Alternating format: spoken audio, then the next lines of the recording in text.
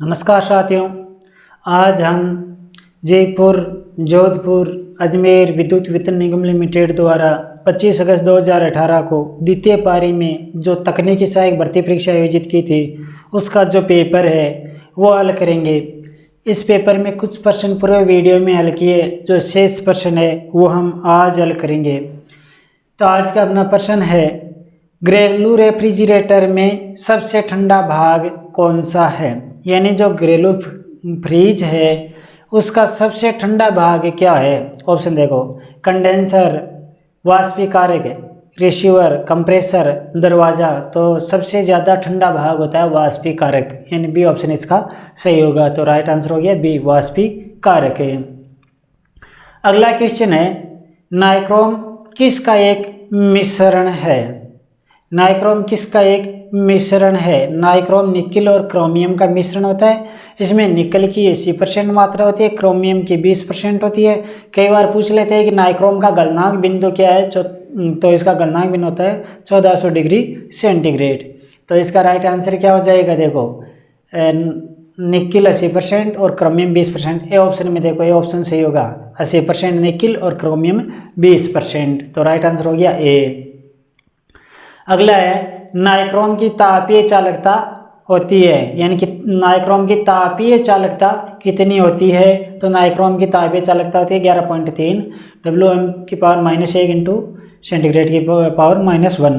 तो right answer क्या हो जाएगा? ए, 11.3। अगला क्वेश्चन है, धातु के ऋणात्मक टर्मिनल से क्या जोड़ा जाता है? धातु के ऋणात्मक टर्मिनल से, यानी ऋणात्मक टर्मिनल से क्या जोड़ा जाता है, एनोड या कैथोड? तो धनात्मक को एनोड और ऋणात्मक को कैथोड। तो कैथोड से जोड़ा जाता है। तो राइट आंसर हो गया बी, कैथोड। अगला क्वेश्चन है, थर्मोकपल किसके सिद्धांत पर कार्य करता है? थर्मोकपल यंत्र सीबेक के प्रभाव पर काम करता है। सीबेक का प्रभाव क्या है कि दो विभिन्न धातु को आपस के एक सिरे को आपस में जोड़ दिया जाए और दूसरे सिरे को अलग रखा जाए। यदि उस जुड़े भाग को हम गर्म करते हैं तो जो खुला भाग है उस पर विद्युत वाहक बल उत्पन्न हो जाता है, और इसी सिद्धांत, यह सीबेक का प्रभाव, इसी सिद्धांत पर थर्मोकपल यंत्र काम करता है।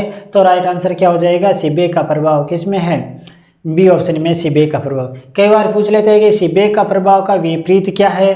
तो सीबेक का प्रभाव का विपरीत होता है पोल्टियर प्रभाव, यानी एकदम विपरीत होता है पोल्टियर प्रभाव। पोल्टियर प्रभाव क्या कहते हैं कि दो धातु के एक सिरे को जोड़ दिया जाए और खुले सिरे को विद्युत वाहक बल आपूर्ति से संयोजित किया जाए तो जुड़ा हुआ भाग यानी एक गर्म हो जाएगा। तो इस प्रकार से पोल्टियर प्रभाव, तो ये एकदम सीबेक के प्रभाव का विपरीत है। तो इसमें राइट आंसर थर्मोकपल का सिद्धांत क्या हो जाएगा? बी, सीबेक का प्रभाव। अगला क्वेश्चन है, इलेक्ट्रोप्लेटिंग के लिए कौन सी आपूर्ति आवश्यक है? इलेक्ट्रोप्लेटिंग के लिए किस प्रकार की विद्युत आपूर्ति आवश्यक होती है? तो इलेक्ट्रोप्लेटिंग हमेशा डीसी आपूर्ति से की जाती है। तो ऑप्शन देखो, एसी आपूर्ति, डीसी आपूर्ति, 3 फेज एसी आपूर्ति, 2 फेज एसी आपूर्ति, एसी और डीसी दोनों। तो राइट आंसर क्या होगा? डीसी आपूर्ति। तो इलेक्ट्रोप्लेटिंग के लिए डीसी आपूर्ति आवश्यकता है। तो बी ऑप्शन इसका सही होगा। अगला क्वेश्चन है, इलेक्ट्रोप्लेटिंग शुरू करने से पहले कौन सा कार्य आवश्यक किया जाना चाहिए? इलेक्ट्रोप्लेटिंग करने से पहले क्या करना आवश्यक होता है? उसकी सफाई, ये सही है, चमकाना नहीं, बफिंग, सोल्डरिंग, ये सभी। तो उसकी सफाई करना आवश्यक है। अगला क्वेश्चन है, लोकोमोटिव को परिचालित करने के लिए किस प्रकार की मोटर की अनुशंसा की जाती है? लोकोमोटिव में किस प्रकार की मोटर प्रयोग की जाती है? देखो, डीसी शंट मोटर नहीं, प्रेरण मोटर नहीं, सिंक्रोनस मोटर नहीं, डीसी श्रेणी मोटर सही, डीसी योगिक मोटर नहीं। यानी लोकोमोटिव में उच्च टॉर्क, उच्च स्टार्टिंग टॉर्क वाली मोटर आवश्यक होती है, तो डीसी श्रेणी मोटर काम में ली जाती है। तो राइट आंसर हो गया डी, डीसी श्रेणी मोटर है। अगला क्वेश्चन है, इनमें से कौन सा ब्रेकिंग का प्रकार है? यानी इनमें से कौन सा जो ब्रेकिंग का प्रकार, ब्रेकिंग का ऐसे क्या है कि कई बार मोटर को हम देखते हैं कि एक यानी हम सप्लाई विच्छेदित करते ही वो रुकनी चाहिए, यानी उस ब्रेक होनी जरूरी है। तो इसमें कौन सी है प्रक्रिया, यानी डीसी मोटर हो चाहे एसी मोटर हो, उसमें कई बार हम ऐसे जो प्रचलन है जहाँ पर एक नियत गति चाहिए और जो ही हम रोकना चाहे तो वो एक साथ रुक जाए, तो इसके लिए हम ब्रेकिंग प्रयोग करते हैं। तो ये प्लंगिंग, रियोस्टेटिंग ब्रेकिंग, रिजेरेटिव ब्रेकिंग, मैकेनिकल ब्रेकिंग, ये सभी यानी ये उपरोक्त जो दे रखे हैं ये सभी ब्रेकिंग के ही प्रकार है। तो राइट आंसर हो गया उपरोक्त सभी, यानी प्लंगिंग है, रियोस्टेटिक है, रिजरेटिव है, मैकेनिकल है, ये सभी ब्रेकिंग के ही प्रकार है। तो राइट आंसर हो गया ई, ये सभी। अगला क्वेश्चन है 1000 आरपीएम पर चलने वाले शंट जनरेटर 100 वोल्ट उत्पन्न करता है। यदि इसकी गति 1200 आरपीएम तक बढ़ा दी जाती है तो उत्पन्न ईएमएफ क्या होगा। एक कोई जनरेटर है जो 1000 आरपीएम पर चल रहा है। मान लो जनरेटर की प्रारंभिक गति N1 बराबर है 1000 आरपीएम और इस समय यह 100 वोल्ट उत्पन्न कर रहा है। तो प्रेरित वोल्ट या E1 बराबर है 100 वोल्ट। यदि इसकी गति 1200 आरपीएम तक बढ़ा दी जाए, यदि इसकी गति बढ़ाकर 1200 आरपीएम कर दी जाए तो अब वोल्टेज क्या होगा। तो अब इसकी वोल्टता का मान क्या होगा। तो देखो जनरेटर में प्रेरित वोल्ट E बराबर πZN/60 इंटू P/A। तो देखो E समानुपाती N होता है, E समानुपाती N, E समानुपाती पाई Z और P होता है विलोमानुपाती समांतर पत्तों के होता है। तो E समानुपाती है ना, मैं यही तुलना करनी है और N और E की तुलना करनी है, तो हम कह सकते हैं कि E समानुपाती N। यदि E1 है तो N1 होगा, यदि E2 है तो असमानुपाती N2 होगा। तो इसे एक ये सूत्र बन जाएगा E1/E2 बराबर N1/N2। E2 ज्ञात करना है तो इस सूत्र से E2 ज्ञात कर लो। E2 बराबर क्या हो जाएगा, E2 बराबर हो जाएगा, ये इधर आ गया तो क्या हो गया E1 इंटू N2/N1। E1 का मान क्या है 100, N2 का मान क्या है 1200, N1 का मान क्या है 1000। 0 से 0, 2 0 से 2 0 कितना हो गया 120 वोल्ट।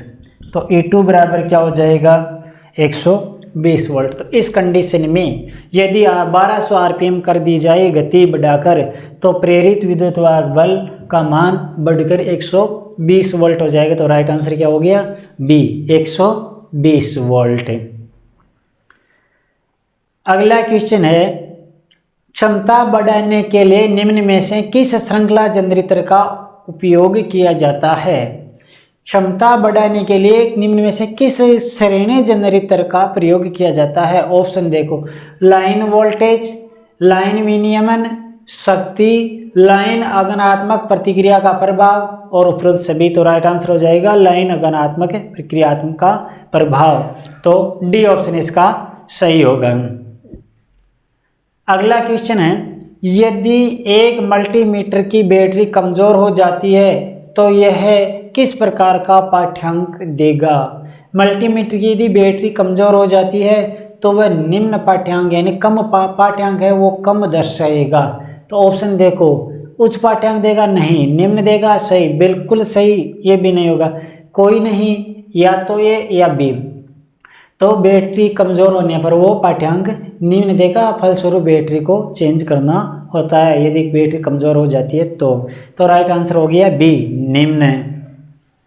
अगला क्वेश्चन है निम्न में से कौन सा टीवी तकनीशियनों द्वारा उपयोग किया जाने वाला एक महत्वपूर्ण उपकरण है। जो टीवी या रेडियो के मैकेनिक होते हैं वो इनमें से बहुतायत या ज़्यादातर किसका प्रयोग करते हैं, किस उपकरण का प्रयोग करते हैं। ऑप्शन देखो वोल्ट मीटर, मेगर, ओम मीटर, एवोमीटर और वाट मीटर। तो देखो टीवी तकनीशियन मल्टीमीटर का बहुतायत प्रयोग करते हैं, यानी मल्टीमीटर कौन सा जो जिसे हम एवियोमीटर भी कहते हैं, यानी एम्पियर, वोल्ट और ओम को मापने वाला यंत्र, यानी डीसी एम्पेयर भी माप सकते हैं इसके द्वारा, डीसी और एसी वोल्टेज भी माप सकते हैं और प्रतिरोध भी माप सकते हैं। तो टीवी तकनीशियन यानी टीवी और रेडियो तकनीशियन एवियोमीटर का प्रयोग बहुतायत करते हैं। तो राइट आंसर हो गया एवियोमीटर, या इसकी जगह कई बार मल्टीमीटर दिया होता है तो भी सही है, यानी मल्टीमीटर कहो चाहे एवियोमीटर कहो एक ही है, एक का उपनाम है। तो मल्टीमीटर या एवियोमीटर का प्रयोग करते हैं। तो राइट आंसर हो गया डी एवियोमीटर है। अगला क्वेश्चन है, प्रतिरोध का मान मापने के लिए निम्न में से कौन सा मीटर एक आदर्श परिणाम देता है। प्रतिरोध का मान मापना है, यानी एक प्रतिरोध को मापना है, किसके द्वारा मापेंगे। ऑप्शन देखो, एमीटर, एमीटर के द्वारा हम धारा का मापन कर सकते हैं। वोल्टमीटर, वोल्टमीटर के द्वारा वोल्टता का मापन कर सकते हैं। मल्टीमीटर, मल्टीमीटर के द्वारा हम प्रतिरोध का भी मापन कर सकते हैं, वोल्टता का भी मापन कर सकते हैं और डीसी धारा का भी मापन कर सकते हैं। तो यही पूछा है कि प्रतिरोध का मापना है तो किसके द्वारा, तो मल्टीमीटर के द्वारा माप सकते हैं। आगे देखो, वाटमीटर, वाटमीटर के द्वारा हम शक्ति मापते हैं। VTVM, vacuum type volt meter, यानी निर्वात प्रकार का वोल्ट मीटर, तो ये भी नहीं होगा। तो राइट आंसर क्या हो जाएगा, सी मल्टीमीटर, यानी मल्टीमीटर के द्वारा प्रतिरोध का मान माप सकते हैं। तो राइट आंसर हो गया सी मल्टीमीटर।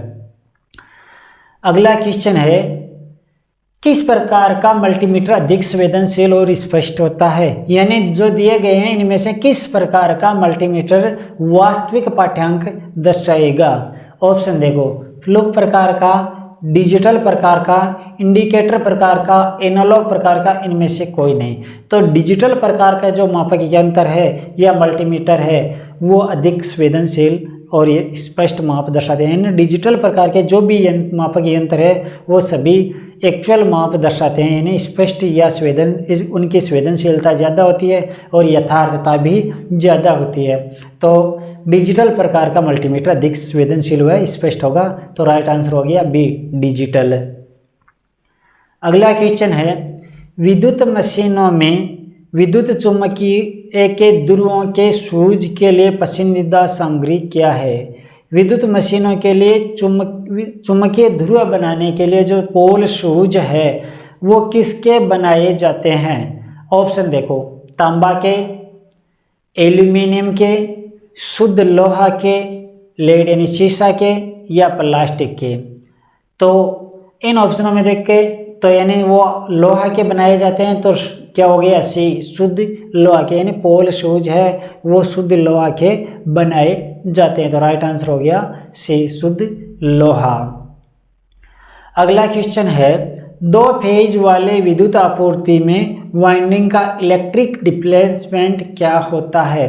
दो फेज प्रणाली में वाइंडिंग का जो दो कलाओं का अंतर है, दो कलाओं का अंतर है वो कितने डिग्री का होता है।